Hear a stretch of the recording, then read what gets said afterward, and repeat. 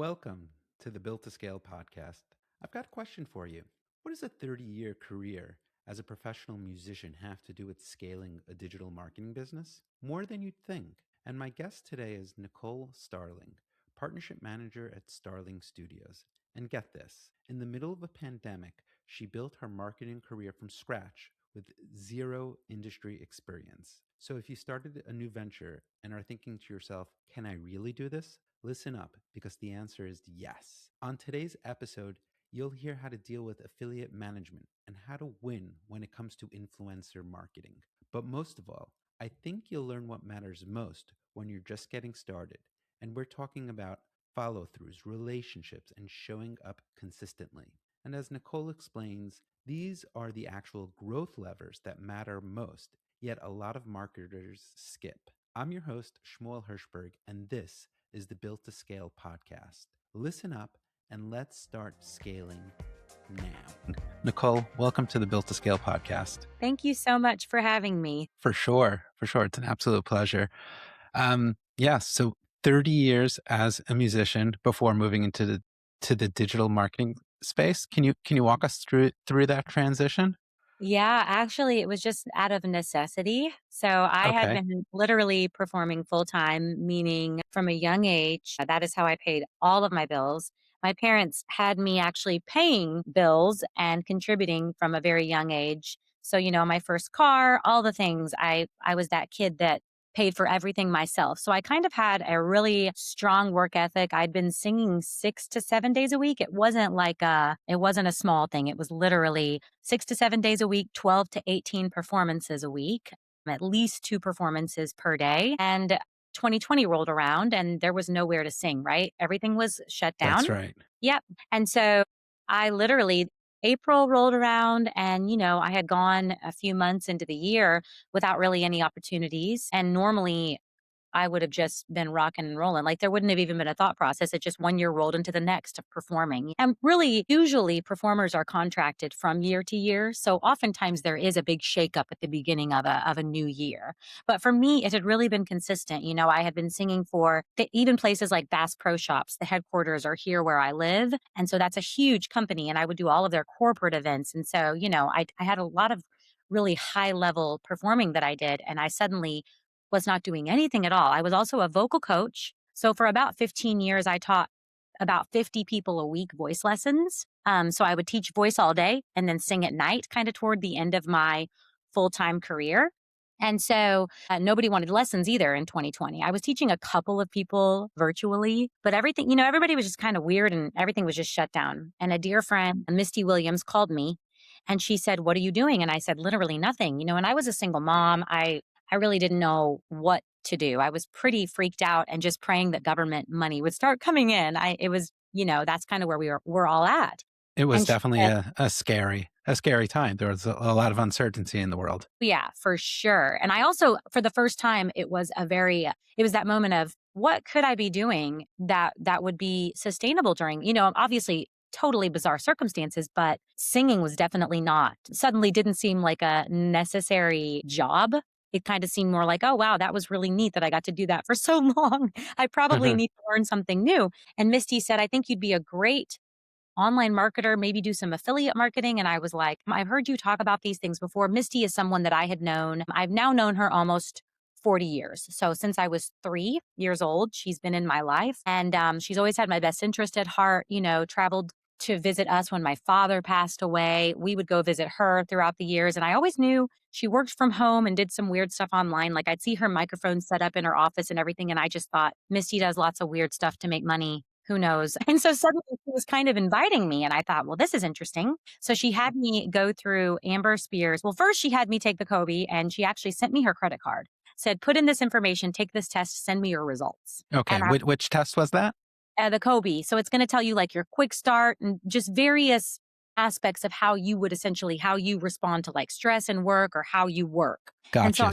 So it's kind of like a personal self-assessment test. basically, but it's a pretty, like, there's not like an enormous, I can't even remember. I think I had like a high quick start, but I can't really remember my results now that it's been Okay. 6 years, but I have them saved on my computer somewhere. And honestly, I thought about taking it again because I bet they've changed Yeah. just just with going from being a full-time performer to being a full-time marketer. I'm sure there's been a change there. But anyway, she had me take that and she said, "Okay, good. That's what I was hoping." And I'm like, "I still don't know what you're talking about." Okay. And she had me go through Amber Spears' East Fifth Avenue, which no longer exists, affiliate marketing training. And I went through it and I wrote her and I said I was done. And she said, "You're done already?" And I'm like, I don't remember how long it was. I think it had been a few weeks. And I'm like, well, there's nothing to do. Like me and my kids are literally twiddling our thumbs in the house right now. They're doing some online school and there's nothing to do. So I kind of dove in, you know? I remember just having notes on notes, EPC equals. And I was like memorizing all of these things and like trying to just, All the formulas and yeah, I was from trying to immerse performance marketing. myself. Okay. Yeah. And she said, "Okay, I think you're ready." Excuse me. So I was like, "Ready for what?" And she's like, "I have Yeah. someone that I want you to meet, and I think that this is going to work really well." And so she introduced me to someone that had a company that was Okay. looking for someone. Back then we didn't call it fractional or anything like that. It was just kind of like a part time affiliate marketing gig. Hmm. And the very first product I was repping was a $5,000 product. There was nothing else. That's all we had. So, No like, if upsell. This was it. Yep. Just literally a $1,000 product, but there was also no opportunity to sell someone that didn't have $5,000 to spend.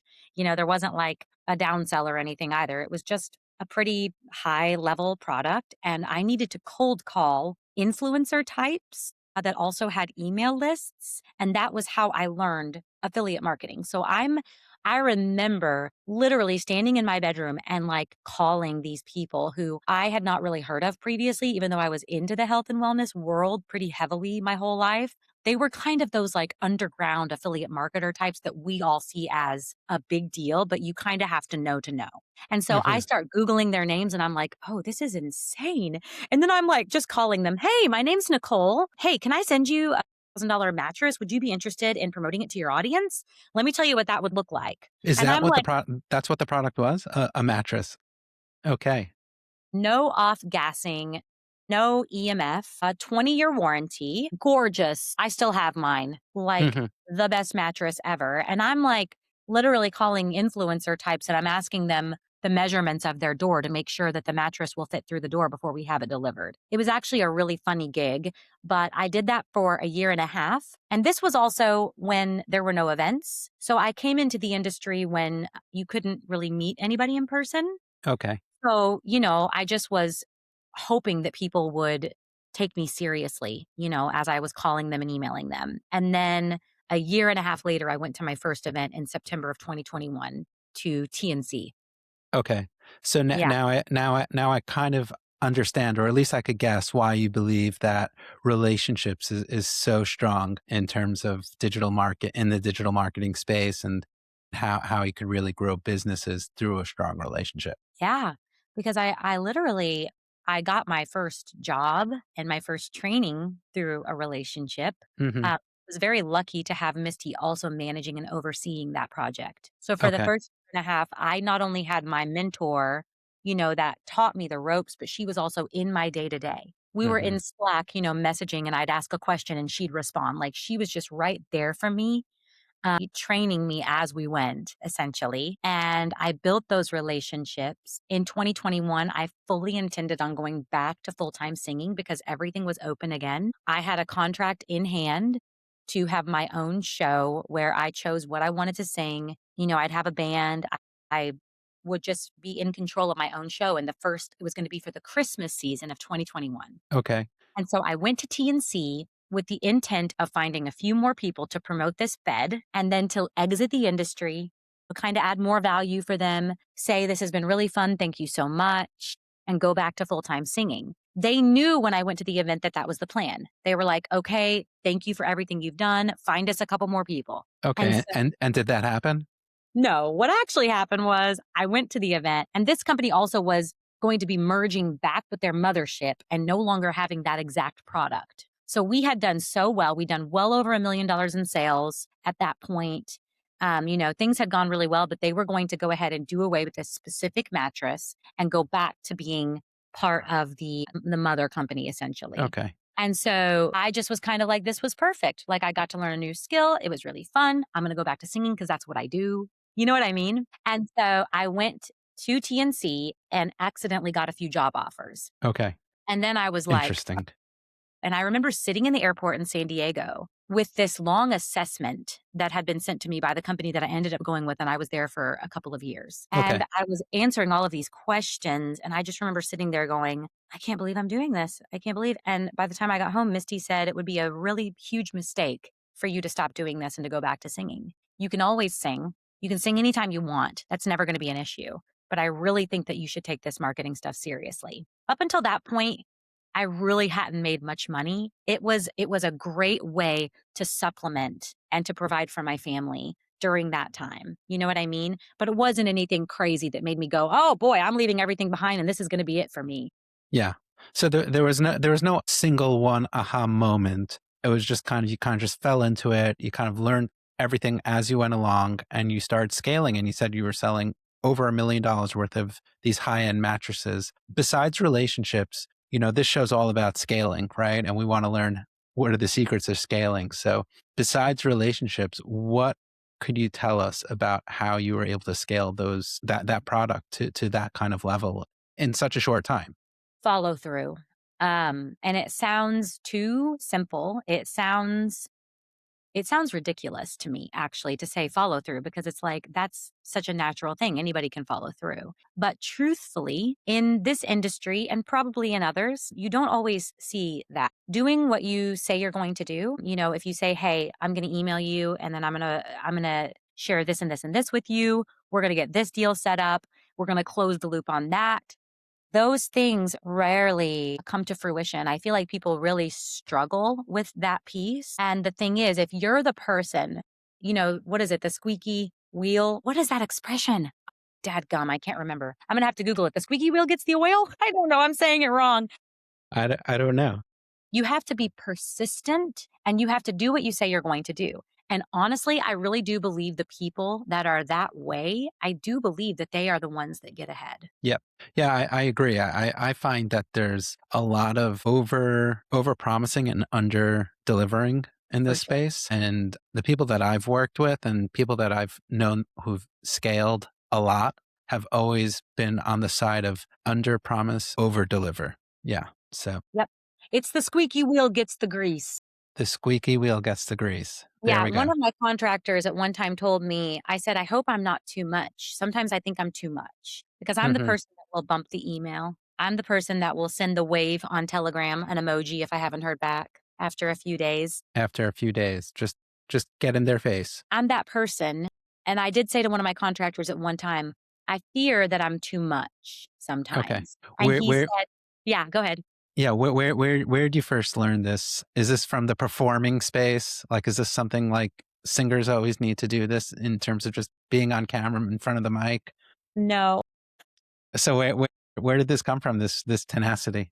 this is who I am. So I Okay. also I also struggle when I've had a lot of people ask me if I would train someone for them. People have offered me money, right? "Hey, train this person to do partnerships the way that you do them." And Hmm. I always say to people, truly, you have to find the person with the right personality. I do believe that anyone can learn a new skill set. I do believe that anybody with enough effort can truly probably become a bit of that person. But truthfully, you're either born with a lot of tenacity, and an ability to just keep pushing, or you're just kind of not. And for me, what it comes down to is I treat people the way that I want to be treated.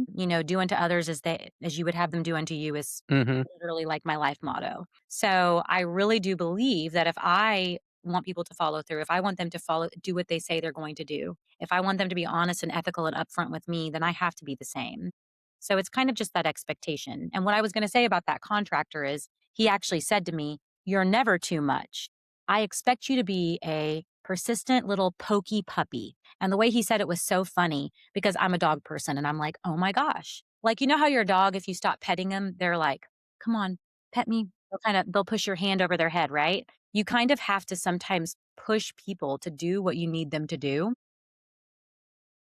Yeah. This sounds bad. You know what I'm But saying. yeah, in terms of scaling, it's definitely important. It's important. Like people, And I've spoken about this a lot, especially when it comes to marketing and marketing your own product. A lot of times people will, and this doesn't even have to do with follow up. This has to do with how you actually market to your customers en masse. It's like people think like, am I emailing too much? Am I having too many ads? Am I getting in their face too often? And what people don't realize is that marketers, we're living and breathing our products and our services and our brand 24/7, right? But what we forget is that subscriber's inbox or that customer's Facebook feed, it's inundated with thousands of other stuff. So, Right. as much as we go out there and we promote ourselves, we're not the only ones playing the game. It's a very, very loud game of marketing. It's aggressive. That's the thing. Literally what you just said. We are all continuously consumed by the amount of products being thrown in our faces, you know? And really, um, the people that win are the people that are, I really do believe, the people that are persistent, but persistent and actually with heart. There is a difference between being persistent and just coming across like you just are trying to get what you want, as opposed to coming across like you actually care. And that's the other piece, is that I continuously, whenever I'm reaching out to someone and wanting to work with them in some way or trying to set up any sort of a deal, I always think I want to leave this particular deal behind where I have added more value than them. I try to outdo them Hmm. if possible, and sometimes that's really, really hard depending on who you're working with. Yeah. You know what I mean? But like for instance, with Misty Williams, the gal who introduced me to this industry, who is still a mentor in my life, and we literally talk at least once a week. With Misty, she's the only person I truly feel I couldn't outdo if I tried, because she's Hmm. done so much for me, right? But with just about every other relationship, I think, how can I provide more value than they do? Yeah. To be a giver and not a taker. Right. Yeah. Would you say this is the key, the golden ticket to scaling? I mean, maybe it's one of them. I've never really thought of it that way. To me, it is like who I am as a person, and it's too important to me. But it's also that's how I was raised. My parents were pretty adamant about that, and they were those people that gave more than they took, Be- always.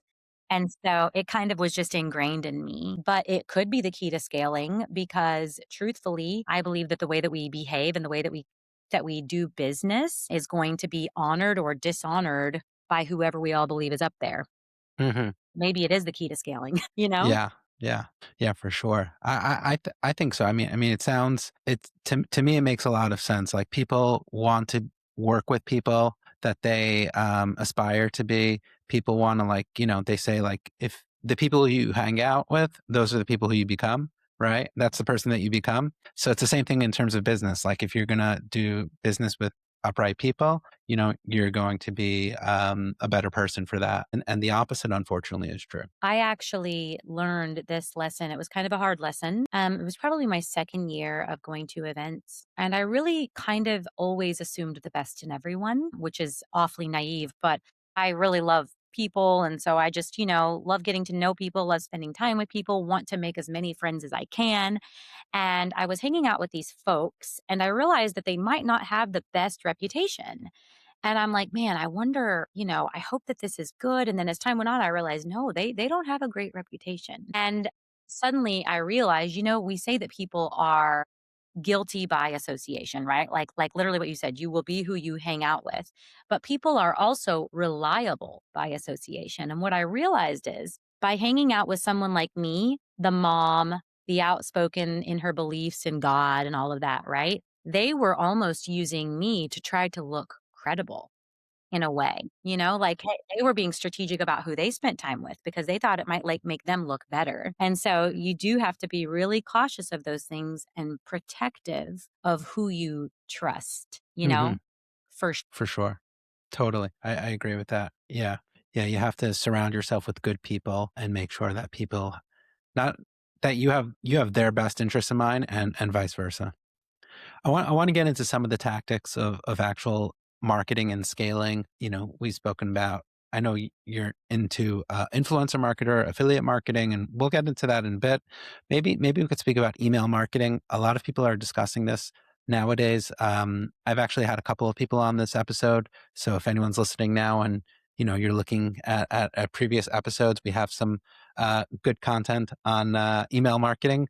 But from what I understand, you're not. So where do you stand? Let's open that up. Where do you stand on email marketing? The matter is, email marketing has been not what it was for a while now. This isn't like a new thing. It's not been 6 months. It's not been a year. It's not been 2 years. Honestly, just a couple of years into my being in the industry, email marketing started to decline Hmm. pretty significantly. And so that's at least in my opinion. And so the way I see it, I think that email marketing is a fabulous tool, especially if you're working with someone that has an audience that really trusts them, really looks to them as a source of truth. So, like, if Okay. it's part of a package, I think that's really brilliant. For instance, if I'm working with a content creator or an influencer, whatever you want to call them, and they have an email list of 75,000, but those 75,000 people follow them on Instagram as well. They're probably on their Facebook, they're subscribed to their podcast, and they might even follow them on like X or TikTok, right? Like, generally, if you're on an influencer or content creator's email list, that is not the only place you are. That would actually be very strange for that to be the only place that you are. So it's sort of the opposite of like the old school lists that we're all so familiar with that don't necessarily have a face. So I'm Okay. referring to like the email list where there's a face involved. Like, let's say that you follow Andrew Huberman. So you get his emails, you see his Facebook, you see his Instagram whenever you're scrolling through your stories, right? You kind of follow him in multiple places. I think that that is an amazing strategy because we know it takes so many touch points to get to the place where you're actually making a sale, right? Like it takes, especially now, we're in this like trust recession. People are less trusting than ever before, and rightfully so. And so, I'm that person. I'm less trusting than ever before. Okay. I'm a customer. I'm a consumer for sure. So like I'm the same way. I get it. It's so fascinating to me because it really isn't that complex because I'm such a consumer. Like it's embarrassing to say that, but like I am. I'm a mom. I've got 4 pets. I've got 3 kids. Like I have a high functioning household. I do a lot every single day, right? I'm always looking for ways to optimize my life, make my life easier, whatever it may be, right? If someone that I love and adore posts a story on their Instagram and they're talking about this laundry detergent and how amazing it is and all the benefits of it while it's also non-toxic and they also have an amazing discount code, my interest is going to be piqued. And then if I see that they made a TikTok video about the same thing, I'm like, man, they really like that stuff. And I might click on the landing page and kind of check it out. When I get an email and it says, I don't know, life-changing laundry detergent. I don't know. I'm not a copywriter, but like let's just say that Okay. I'm gonna know. I'm already gonna know. I'm gonna know what they're talking about, right? Because I follow them and I trust them.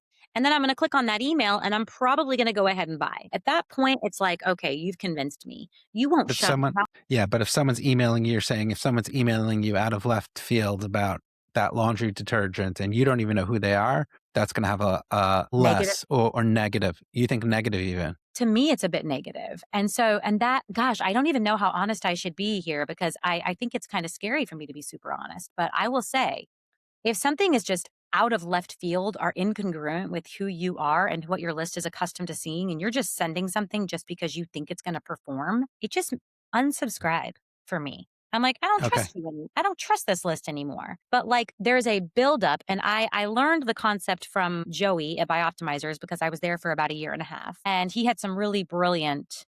um, he had some brilliant tactics and ideas. Joey's really, really smart, and he would say a 360 deal is what he would call it. When you were essentially working with someone in as many ways as you could. You're not just sending an email, you're doing all sorts of stuff with them.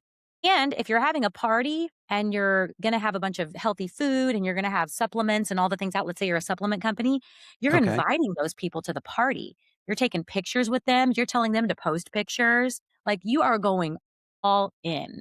And that sort of relationship with email marketing as a piece is absolutely brilliant. But I do think that email marketing, it used to be so much easier, but also people used to have a lot more expendable income, even just a few years ago. Hmm. Hmm. And it was just easier to click and buy that $90 item. It was easier. It was less of a risk. Yeah. So email marketing, it's more of just like a complementary tool today as a one trick pony. That is really how I see it. Okay, cool. And in terms of where do you think things are going? I mean, obviously it's very hard to understand and to predict the future, especially in today. If anything in the last, you know, 5 to 6 years has taught us, it's really hard to predict the future. But if you did have to look into that crystal ball, what would Nicole's crystal ball say about email marketing? Is it going to go away? Is it going to really be, you know, that complementary tool where only people who have like a brand and are influencers, they're the ones who are dominating on email? I don't think that it's going to go away. And I do think that it's going to get better again. I think it's going to get easier again. Okay. Because that's kind of what life teaches us, right?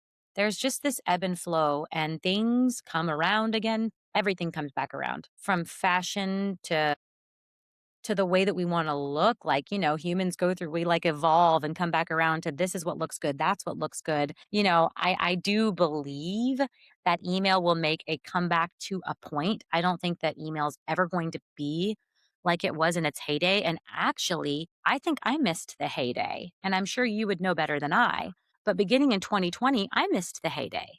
Yeah, I would say you did. I would say the Yeah, early 2010s, yeah, that was a really good time for email marketing. yeah. A lot of people, myself included, in terms of the affiliate marketing, when it came down to email marketing, you basically had your own product to promote, and then you also just drew like a Venn diagram of what your product stood for. And anyone like of the overlapping circles, you could kind of like get away and be successful with those products. But like you said, nowadays it's become much harder to do that. But we'll see what happens in the coming years. Like, if we're in a trust recession, which is really how I see it, I think that the first person I heard use that term was Molly Mahoney, and I thought it was so brilliant sounding. Like, that's literally what this is. It's harder to get people to trust right now. And recessions are not forever. So Okay. I do think also that I hope the customer becomes more trusting at some point because that would mean as a culture that we would be healthier, right? If we weren't so always feeling like we were having the wool pulled over our eyes and we're always just paranoid. Like if that lightens up, that would mean that life is getting better, I think. Yeah, and people are also getting more sophisticated. I Yes. remember Yes. getting into the digital marketing age and obviously the internet and then smartphones came out. And it was always like, well, people in their older people, let's just say, weren't on their computers, they were never really exposed to smartphones and stuff like that. But nowadays, even people in their 70s and 80s, they were around when and young when the internet boom started. So we definitely had that learning curve, and people are going to be more savvier, especially when it comes to emails. Also, just in terms of marketing, in terms of what's going on in the world with deep fakes and AI, I think people are going to have to become smarter. Yep. Yeah, and then also just like in the terms of in the influencer marketing space, I think people are talking a lot about that and trying to understand where things, where is it someone promoting or where is there an advertisement going on? And maybe we could get into that in terms of reality versus hype in terms of the influencer space. I know, you mentioned you're in the affiliate marketing space, influencer marketing space. Maybe you could just give a little, before we actually do a deep dive into this, maybe you can just give like a little overview of what the difference is between affiliate marketing, influencer marketing, where there's crossover, where it's separate. Yeah, sure. So typically, affiliate marketing simply means you're partnering up with someone on a JV, maybe a swap of some sort that accompanies probably a commission payout and/or a CPA, which is similar to commission, right? It would just mean cost per acquisition. So you're giving them $50 a sale, $100 a sale, $200 a sale, or maybe you're just splitting the revenue 50%, right? So Hmm. that's typically an affiliate style deal, which would be most of email marketing. Or maybe people are even doing a swap for clicks. Maybe they're leading to a class or a webinar or some sort of thing and they're just trying to kind of even out, hey, you send me this much traffic, I'll send you this much traffic. But with influencer marketing, really it's more often that you're paying someone something upfront. Now that being said, I have been able to bring on a lot of influencers over the last few years as affiliates. It is Okay. not easy. It is not easy. you have to be pretty strategic, and you have to sort of convince them that it's probably going to work. But here's the thing: if someone is absolutely adamant about an upfront payment and they're not just really huge, it's likely because they know the offer is not going to perform. They need to know they're going to make a lot of money upfront because they don't think their audience is going to be receptive. So if you're working with an influencer, usually they're going to have you send you to an agency, almost always. Okay. And they're going to say, "This is my agency, just go through them." And that's because they don't want to have to tell you all the things, right? They don't want to be involved. And so they'll send you there. And then that agency will say, "We expect $5,000 per month. You Hmm. know, these are the deliverables that we are willing to give you," which might be a couple stories, a reel, two emails, whatever it may be, right? Like a package. And what I love to do, and I learned to do when I was at Bioptimizers, is I learned how to get people to commit to a lower monthly base and a bit of a commission. And typically it was like, if I'm going to have skin in the game, maybe you should have a little too. Like maybe we should both have a little skin in the game. Let's trust each other. Let's make a real partnership. Instead of paying you 5,000 a month, can we pay you 3? And then we'll pay you 20% on the back end. And then this is how much it would take to make up that 2,000. And honestly, if this is a great fit for your audience, and if you love the product as much as you say you do, you're going to make more than 5,000 a month. Like, this is a better deal for you, right? And you kind of have to frame it in a way where they understand. Obviously, having limitations, or even potentially sometimes with influencers, you can say, "We need to make good. Let's make an agreement." If this just goes horribly south, right? And for these 3 months, like nothing is happening, you're going to give us another 3 months, and we're not going to pay you up front, and that Okay. could be a make good of sorts.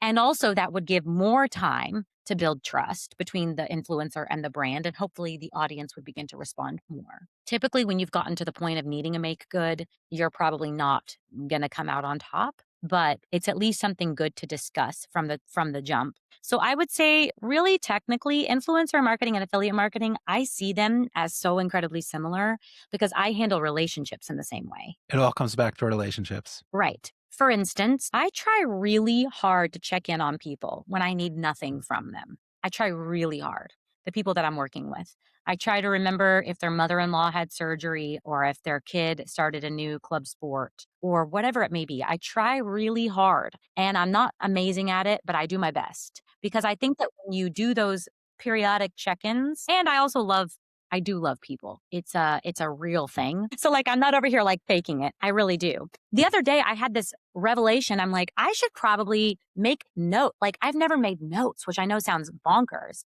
Back in the day, I would make all my follow, like through Zoho, I would be like, follow up about that, follow up about that. And I would do like a ton of that. But the last few years, I've just depended on my brain to remember what's going on in people's personal lives, not in their businesses, but in their Okay. personal. And I had this revelation the other day. I should probably just have a working note where I'm writing down what's going on. And then when I text them to follow up, I don't go, "Crap, was it their mom or their mother in law?"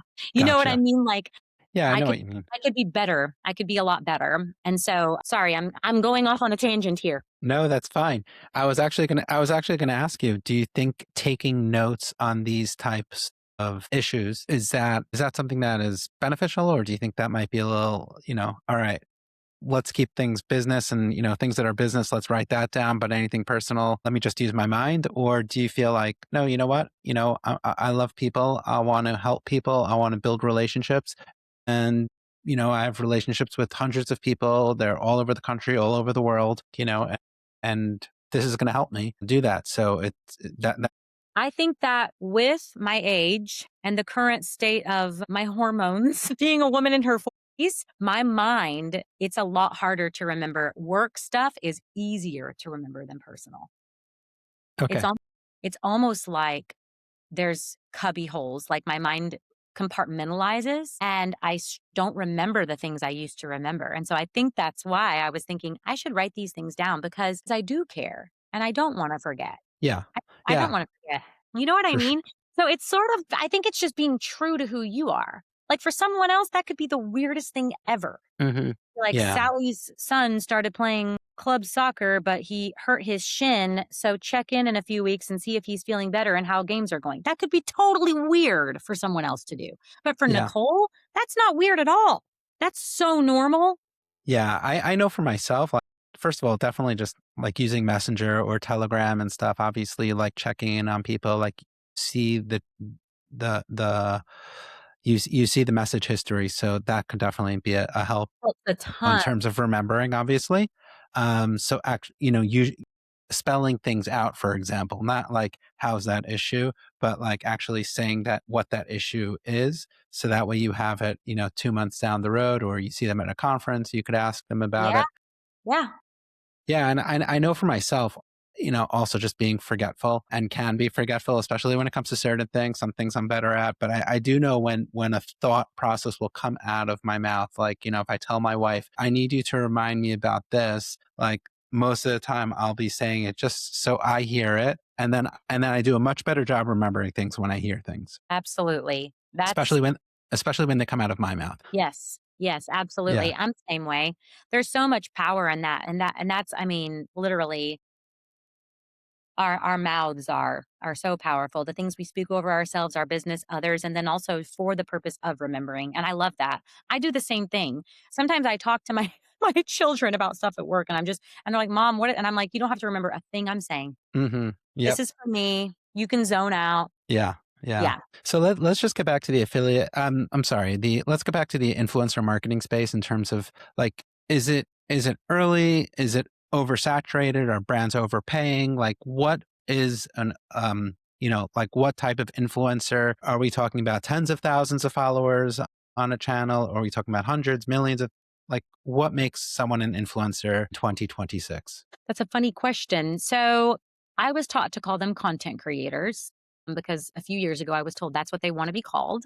So Okay. I do think that when you move from, because influencer implies person of influence, right?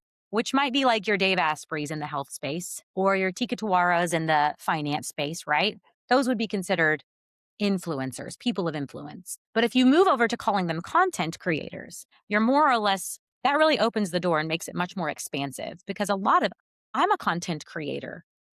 Hmm. Technically, I have a very small following and it's only because of my years of singing. It's not because of marketing. I have a really small following. However, those people are engaged.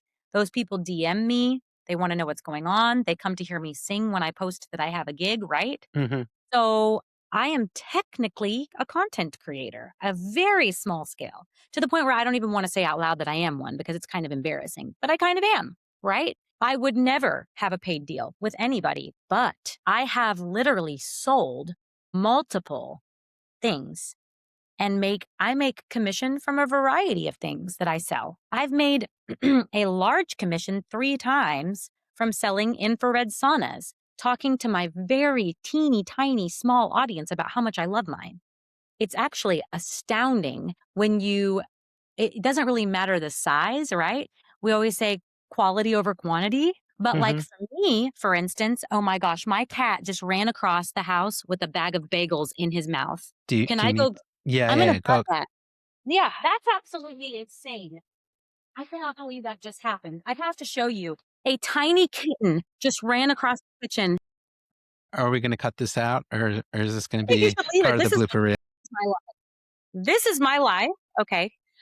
Sorry. So I think that calling someone a content creator really brings, and I do think that there's a difference almost now between content creators and influencers Okay, because I would never call Gary Vee just a content creator. He is a content creator. He creates a lot of content. He is but definitely he's an influencer. he's a person of influence, right? I almost Gotcha. think when you begin to compartmentalize people like that, you begin to see them as what they are. Okay, So, like, if I'm working with someone that has 700,000 followers, they're probably more of a person of influence than they are just a content creator, right? okay, They have some influence. So, that kind of person, I'm probably going to have a paid deal of sorts with, because they can prove to me that they have this many downloads per month to their podcast. They have this many people viewing their stories, right? And you go, "Oh, wow. That's pretty huge." So you're worth likely the investment of some upfront payment and a commission on the back end. But okay, someone who has 100 or 200,000, I've gotten plenty of people with 100 to 200,000 followers to work with me as affiliates. okay, You incentivize them, right? You say, like, if it's a product, for instance, and they love the product, which usually they're only going to promote a product as an affiliate if they really, truly love it, right? So you can say to them, we're going to send you a box every single month of your favorite things, whatever you want. Send me a list. What do you want? And then we're also going to pay you 50 if you can, 60%. And they're blown away by that because so many of these newer e-com brands are coming into the space right now and only paying 10 to 15%. That has become so common. You know what I mean? So, like, Yeah. someone will come to me. I've helped manage lists before for people that are just wonderful human beings that don't really understand email marketing at all, but they have this massive list, right? And they'll be like, oh, this hand cream, it's the best hand cream I've ever used. And they'll send you the landing page, and you're like, no one, like, this is not set up for any of what we do. This is going to bomb. And they're like, and they'll pay us 10%. And I'm like, my God, like, let me find you a hand cream that's as amazing that will pay 50 and will have a legitimate partnership with us and maybe even make you a custom landing page.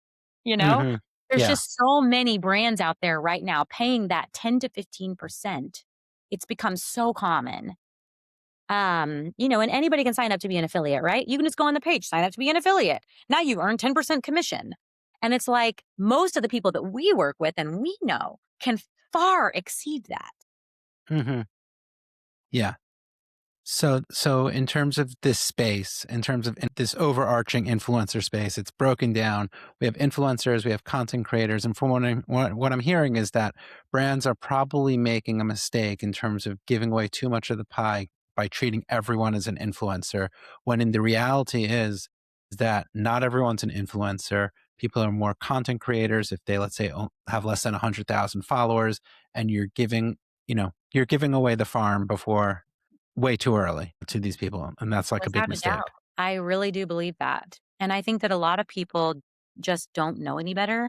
And they want so badly to work with someone of influence that they're Mhm. just like, you know what, we're just going to make them happy. And I cannot tell you how many deals I've seen. Anytime you see someone who has a decent following on social media and they promote a product for 3 months and then it goes away, what do you think that means? Yeah. Yeah, that they just I had. mean, yeah, That deal's over. yeah. And it wouldn't be over if it was going really, really well. Yep. It Yeah. wouldn't be over. They would keep sending them money for sure. So is it better for brands to, let's say, I guess, put their eggs in multiple baskets by trying to go after micro content creators, multiple micro content creators, than just going after one huge brand ambassador? I really believe that let's say that you set aside a budget of 10K a month that you're willing to pay someone upfront. I think finding one 4 to 5K person, a couple 2K, and then maybe like 1K, and then as many affiliates as you can is really smart. It's a strategy that I have been attempting in with some of the brands that I work with, just trying to get kind of a diversified, right? Yeah. Because here's what happens too. When something really starts to work with someone, those people's friends notice and they become curious. They're Yeah. like, hey, I saw you've been posting a whole lot about that. And they're like, yeah, you want some? Hey, my friend, can you send them product? And then before you know it, you have another person that's interested that's probably aligned because they have a similar audience. And they hang out with the same people. Yep, Exactly. that's right. Exactly. Yeah, I love that word diversify. When it comes to build to scale, our agency, diversification is the name of the game. We love working not just on, let's say, scaling and working just on Meta. We have, our clients, some of them are on multiple channels because that diversification is super important, and not just in the affiliate of influencer content creator world, but also on that performance marketing world. It can't be it can't be, we could go on about it, but diversification is definitely going to be, a super, super important way to scale. 100%. And everybody should be diversifying in more ways than just the types of content creators, influencers you're working with and what level they're on and all of that. Like, literally, I do believe, and just to go back to the idea of email marketing is something that everybody kind of just put so much focus on that it was like the only thing for so long. If people had been more focused on diversifying, so many companies wouldn't be absolutely freaking out right now because they put so much focus on email. Yeah. If it was just 6 of the eggs in your basket instead of the whole entire dozen, things wouldn't be as scary. So, yeah, Yeah, yeah, definitely. I think definitely building better partnerships, diversifying is probably the number one way to scale, like in terms of building better partnerships in plural and not for just sure. sticking with, yeah, yeah. Where can people get in touch with you if they want to find you and learn more about this amazing world of influencer content creation, affiliate marketing? Okay, so people can find me on Facebook if they would like. They can find me on LinkedIn. They can find me on Instagram. I'm Okay. very, very responsive. I do a lot of outreach to content creators and brands through social media. It is a brilliant strategy. More people need to get good at that. And that could Do you find any one channel is better than another channel? Instagram has been the best for me by far, and I also make myself known though. So I get in people's business. I have a lot of content creators that follow me because I've gotten so involved in their lives. I just have made my presence known. It's a skill set and it takes a lot of audacity. You have to be a little audacious to comment on people's stuff, like their stuff, just get in their business. But I do think that my performance background has made me unafraid. I will say that. Gotcha. You know what I mean? I totally get you. I mean, I'm not a professional singer, but I've spoken at conferences on stage. You are definitely very vulnerable when you're out there all by yourself with a microphone. Yes, exactly. And I have been on stage with a microphone since I was a little girl. So to me, sliding into someone's DMs after commenting, liking a post, all these different things, kind of making my presence known is not so scary. I've done much scarier things. Um, you have to be bold and and also I don't ever settle with one touch point. So I try to find an email. I Instagram them. I LinkedIn them. I Facebook them. I try to find someone on their team, maybe their customer care, and say, hey, can you direct me to the right place? You have to be a bit relentless about it. But I do think I have the most success on Instagram. That's kind of what I've noticed. But anyway, yes. So back to how to get a hold of me. Or you can email me, Nicole at starlingstudios.co not .com. It's my business. I started 1 year ago this week. Congratulations. Thank you. And so it's allowed me to work with multiple brands simultaneously and to multiply hopefully my impact. And it's been really great. Amazing. All right. Yeah. We'll definitely put those links in the show notes along with your email address so Thank people you. can get in touch with you. Awesome. So thank you so much for joining me on the Built to Scale podcast. So appreciate you, Shmuel. You're awesome. Thanks for listening to the Built to Scale podcast. If you enjoyed this episode, make sure to subscribe to the podcast so you never miss a conversation about what it really takes to build and scale in today's market. For more information about Built to Scale and how we help companies grow, visit builttoscale.co. If you have suggestions for future guests or topics, send us a note at podcast@builttoscale.co. We'd love to hear from you. Until next time, this is your host, Shmuel Hirschberg. And remember to keep building, keep testing, and keep scaling.